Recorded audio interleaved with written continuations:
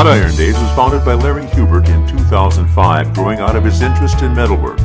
The event came together with the crossing of two things. Larry said his son Clayton went to school at Southwest Minnesota State University and got a BA in studio art. One day Clayton went out to an iron pour in Herman, Minnesota with his instructor Jim Schwartz and came back saying, "Dad, we've got to do this." Soon, Larry built his own cupola for melting scrap iron and toured 3 different states demonstrating the antique style iron pour.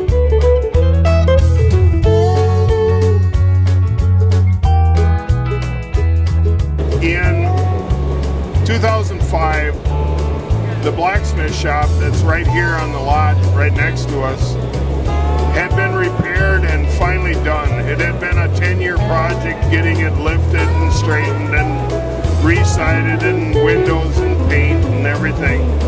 And they had it all back up and running, and they wanted to have an open house.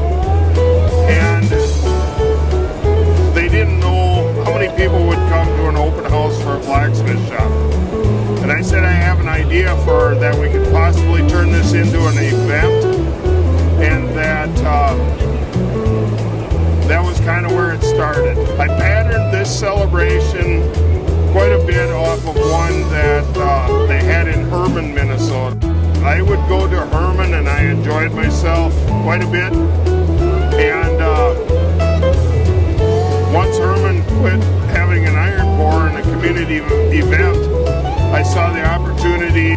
Hot Iron Days combines Larry's interest in pouring iron with celebrating the restoration of Lamberton's Hanslick blacksmith shop. Hubert and a scrapyard full of iron heads work to demonstrate how cast iron parts and sculptures are made. People bring molds already made, or they can make sand castings at the sand shop during the 2 days of the celebration.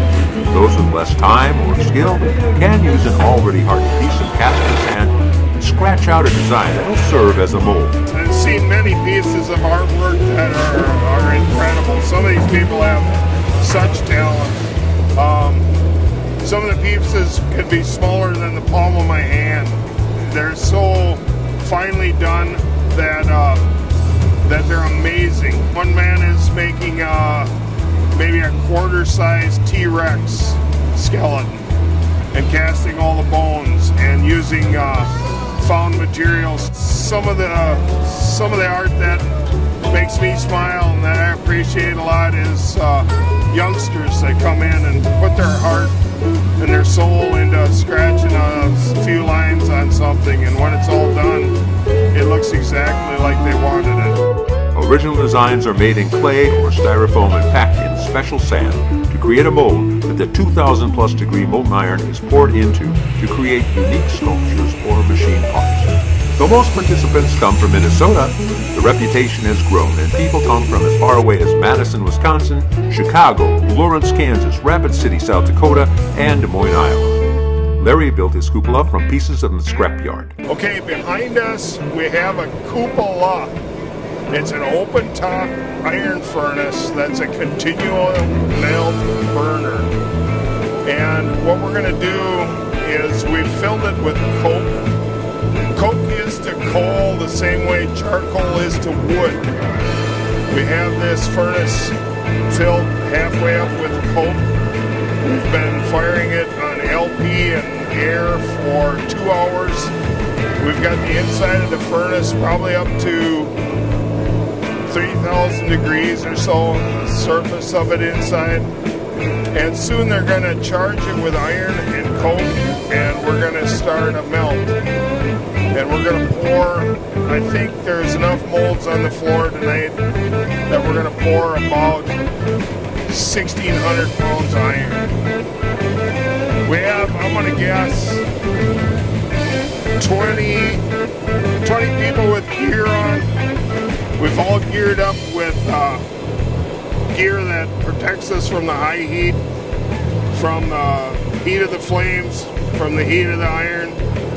And I have 20 people here helping me out that are going to do the labor tonight. Heavy boots are required, and some wear a silver proximity suit, especially when adding coke and scraps to the top of the furnace. Everything at the pour is, as Larry says, anything out here, it's going to be 3 things. It's going to be hot, it's going to be sharp, and it's going to be hot. And it's going to be heavy. Now the furnace has several important parts. The hearth is the base and has a blend of a sand-clay mix in the bottom. Charging the furnace involves alternating coke and scrap metal like a many-layered cake. This layering continues up to the shaft. Softball-sized pieces of coke and dollar bill-sized scraps of metal form a mix that heats until the metal melts and trickles down through the furnace to the hearth where it collects. The bottom of the hearth has a door that can swing down at the end of the campaign, so the remaining material in the furnace can fall out or drop bottom. The flue at the top allows gases to escape. Additional scrap metal and coke are dumped into the top as needed once the coke is ignited using a large propane torch. The guys are probably, it seems to me that they moved the torch over to a ladle now. They've charged the furnace, so shortly we're going to have iron coming down. And like I say, I think we have about maybe 1,500 pounds of molds here to do, and I hope you enjoy the show. In the hearth, there is a tap hole for the molten iron to pour out into a ladle to move it to the molds. This hole is repeatedly opened using a rake or a rod-like tool and closed up with a plug, also called a bot, made of sand and clay. A little above this is a hole for raking out the excess slag from the impurities in the bits of the furnace that break off in the extreme heat. Around the furnace shaft is a large metal pipe that's connected to a blower that brings a lot of air into the chamber to improve combustion. The furnace can take hours to cool down after the campaign is over because it retains a great deal of heat in the firebrick. Really, for the help that we have in this small community, we're about at the max. So we're satisfied with the advertising we're doing, that we reach the crowd that we're trying to reach, and we work hard. People return year after year. They learn how to do the process, and they want to try something different. So we get a lot of people coming year after year. It's turning into a little bit of a family, so it's a lot of fun. I like to think that perhaps we put on the show that they like to see. The Sparks Under the Stars name for the evening celebration comes from the white-hot metal, the roaring blue and orange flames, and an occasional firebox that sends a shower of sparks into the air. During the day, people come to the sand shop in the park to create the molds for the evening. The fees are inexpensive. The celebration includes an antique tractor display, a 5K run, a medallion hunt, sand volleyball, and a lot more. There are demonstrations by blacksmiths in the restored Hansley blacksmith shop, food, of course, and a big pour both at night and the following afternoon. It makes for a unique and entertaining weekend activity that just might become a lifelong passion, as it did for the Hubert family.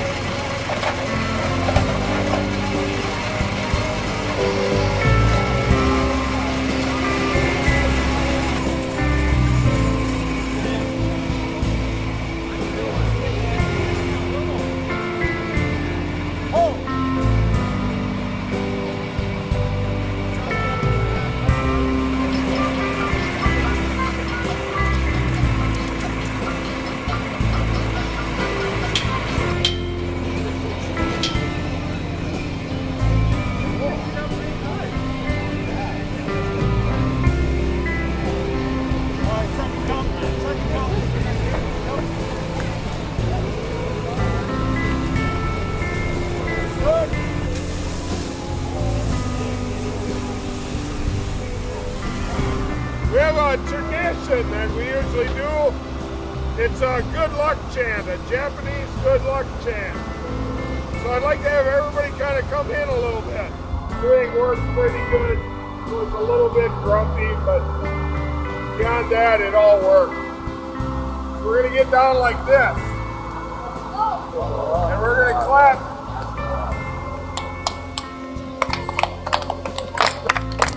Okay, we're going to clap. 1, 2, 3, 1, 2, 3, 1, 2, 3. But we're not going to say the word. We're just going to clap. At the very end, we're going to holler, hey! Loud as it gets.